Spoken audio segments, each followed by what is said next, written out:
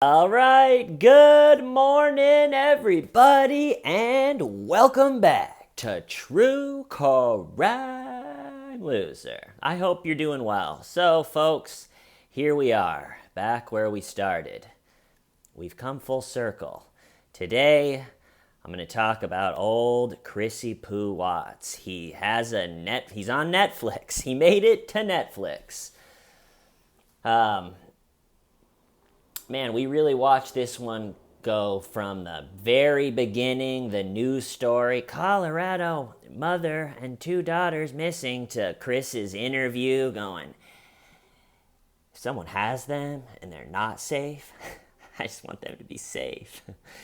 To the body cam footage, to the interrogation footage, to more body cam footage, to the polygraph footage, to the footage of Chris Watts' dad coming in, rubbing his back, God almighty son, to Tammy and Graham coming back in. You did the hard part, rubbing his back. Now you got to tell us where they are, Chris. They're gone. You got to tell us. They're just gone. All right, fine. They're in the oil tanks. Damn, that's a little fucked up, Chris.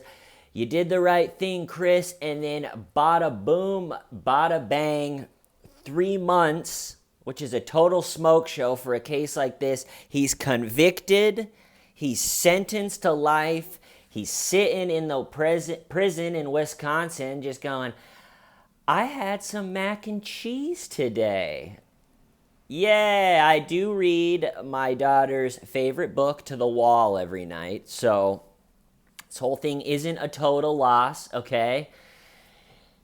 And then there was the classic interview where Graham and Tammy just didn't feel like they had the answers, so they went to the prison, interviewed him again. He looked like institutionalized Bible Chris. He already looked like his head was a different shape. Could have been from the toilet. One of my favorite parts of the whole thing is, I can't remember if it was at the jail or prison in Colorado or when he got to the prison in Wisconsin, but one of the other inmates suggested that he put his head in the toilet. Just, I don't know, man. Maybe the best option for you is just putting your head in the toilet. That could work. So the head is in the toilet. Graham and Tammy are back. Asking the questions. He's in a mood to talk. They have to take a lunch break. He had some mac and cheese. Yay, I'm a childlike psycho. Yay. And then there was a bunch of strange, I kind of dipped off after that point. There's a bunch of strange, like that woman came out with some relationship type book, but it turned out to be plagiarized. The YouTube coverage of the whole thing just kept going in some of the strangest directions that I've ever seen from a crime coverage. Where are we at now? That Dieter, a tarot card psychic, contacted Dieter confirming he is an alien, and then a different psychic that has been contacted by Shanann is now communicating with the other worlds where Dieter's from.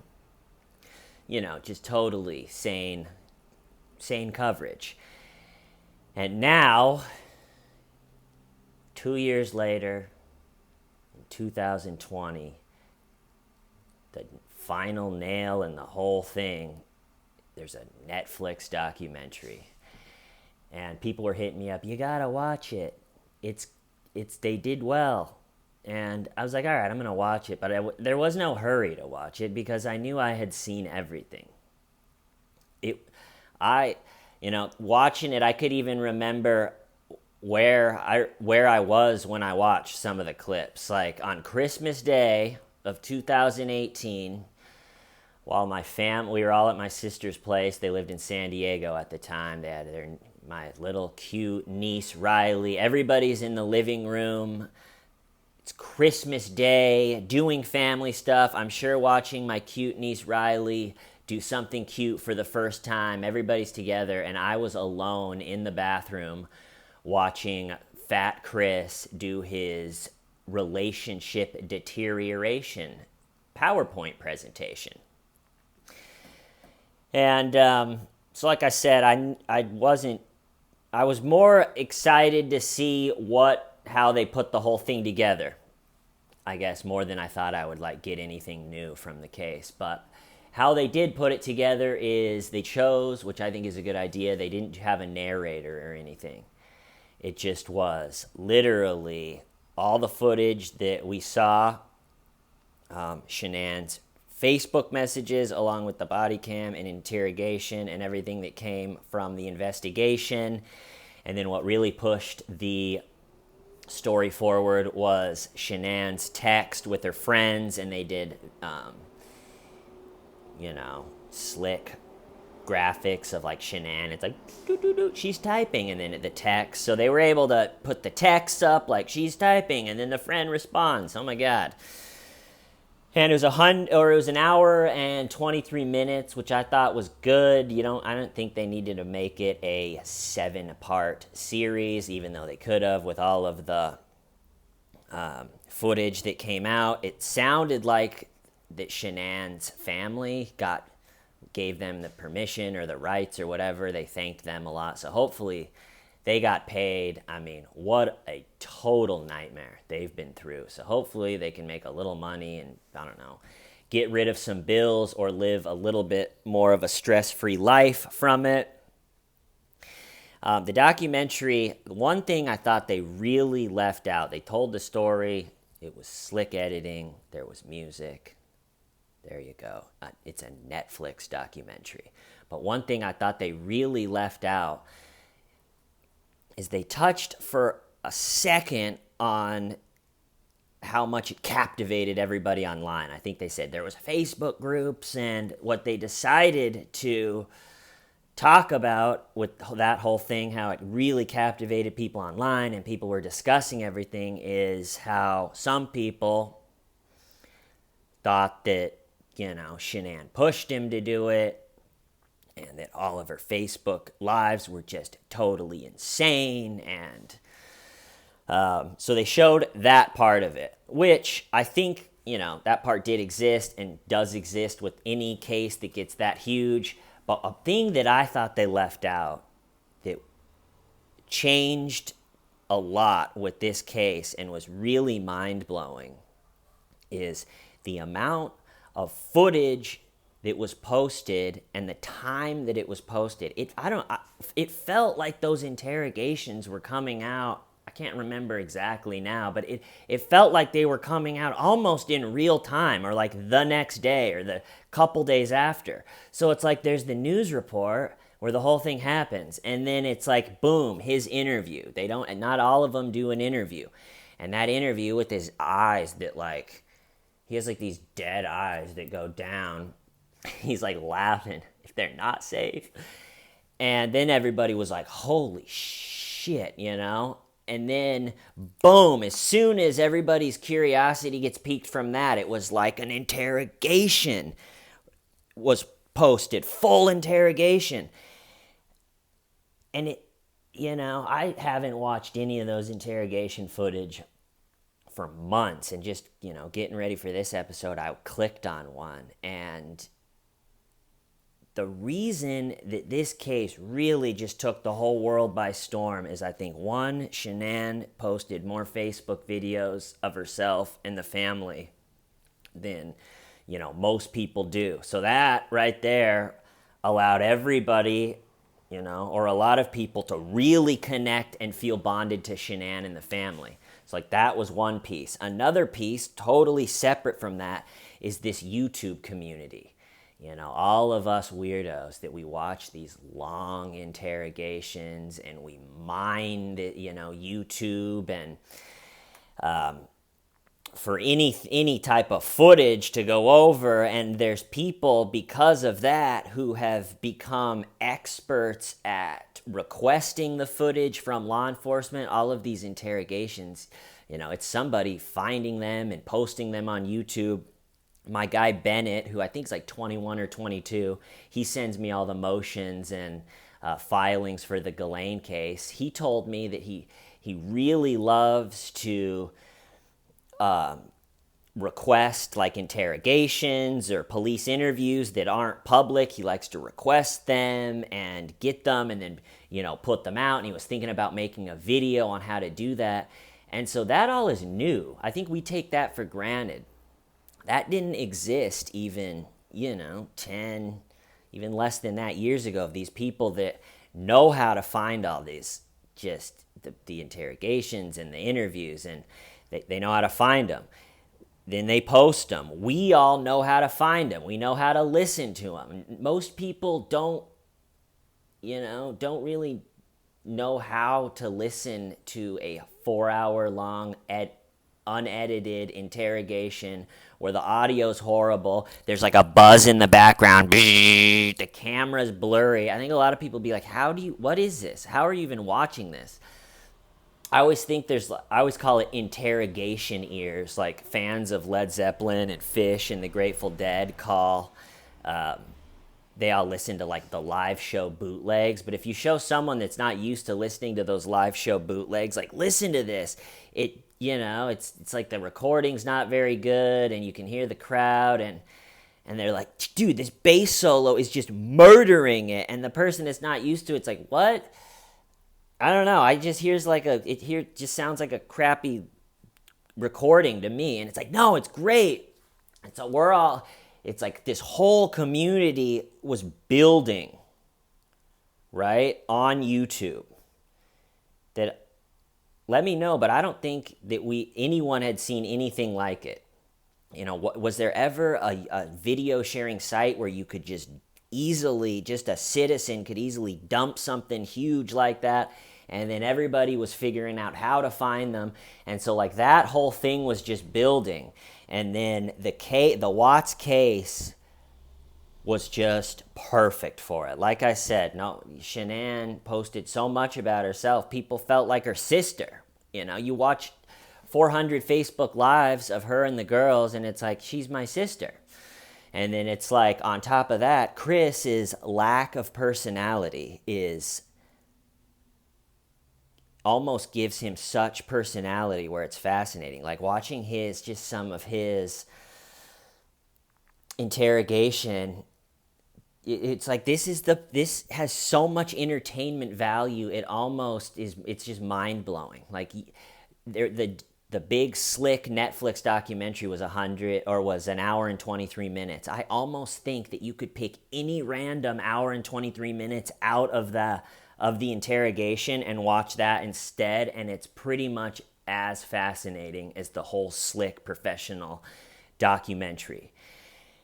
So, I really think that a couple things really came together. It's like the YouTube community really figured out this new way of doing deep dives into cases, right as this case where Shanann, the sister, and then there Chris, who you just can't look away when he's talking, and he's so out of his league, and he's such an idiot, and he's sitting there, and the clock is ticking, the all-knowing, all-seeing clock is ticking,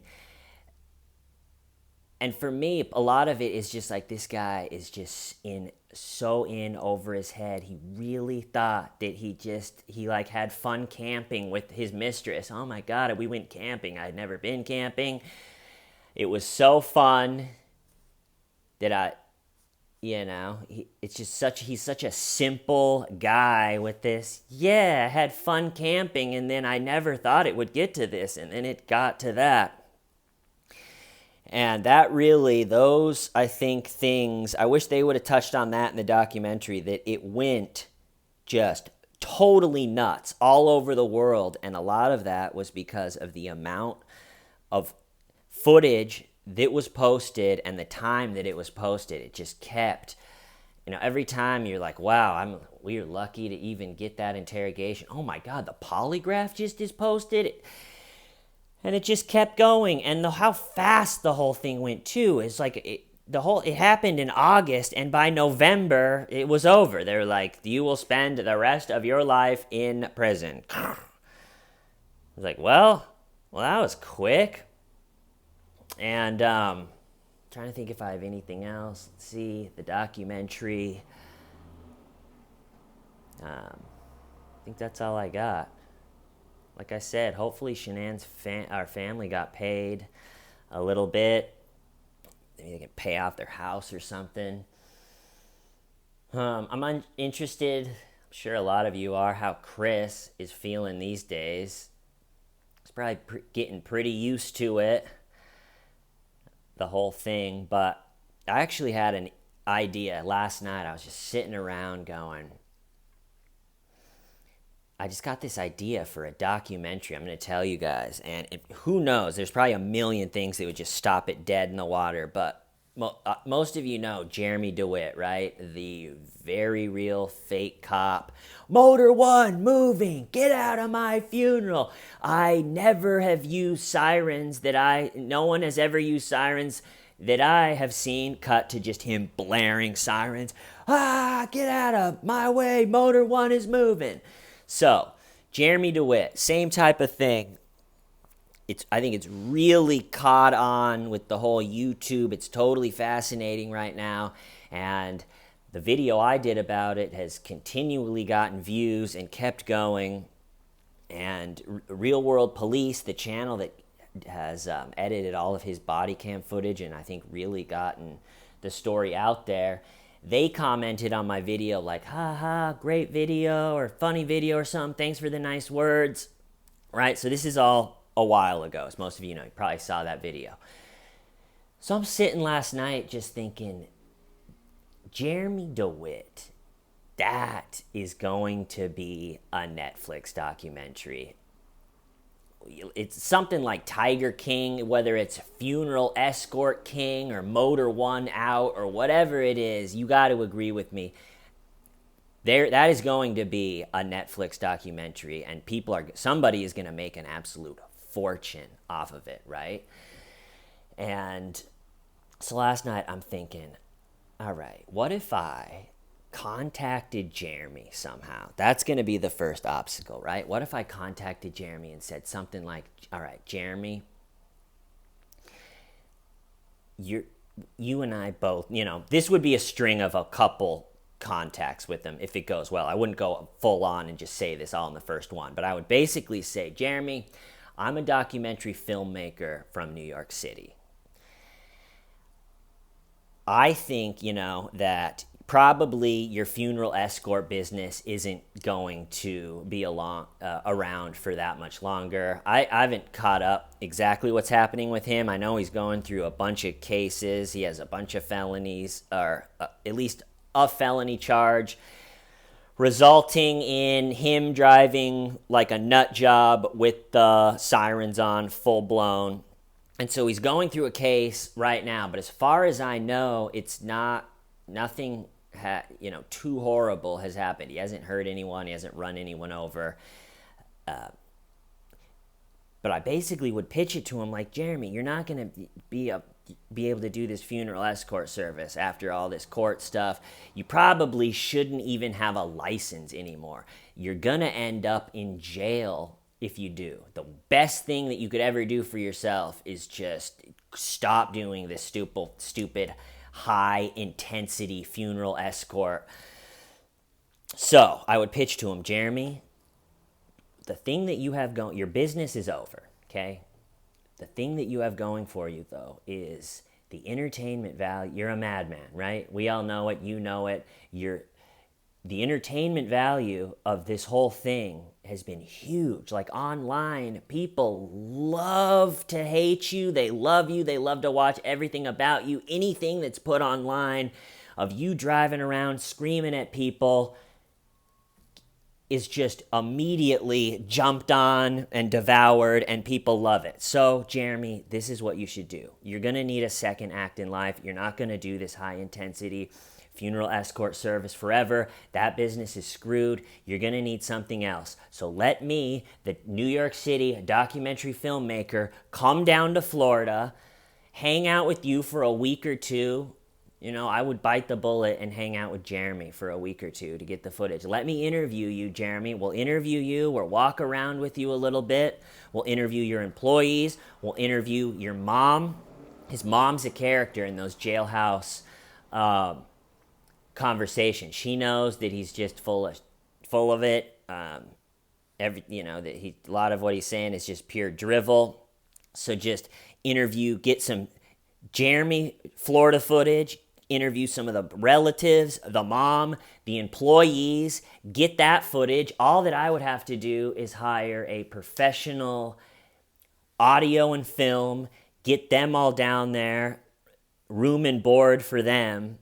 And so that would be a lot, but if I could do it in like a week, get that, and then reach out to Real World Police, the YouTube channel, obviously probably reach out to them even before I did that and say, okay, you guys, I love the way that you guys put all of that body camera footage together. I think their editing is great. I think it really is already on a Netflix, professional level.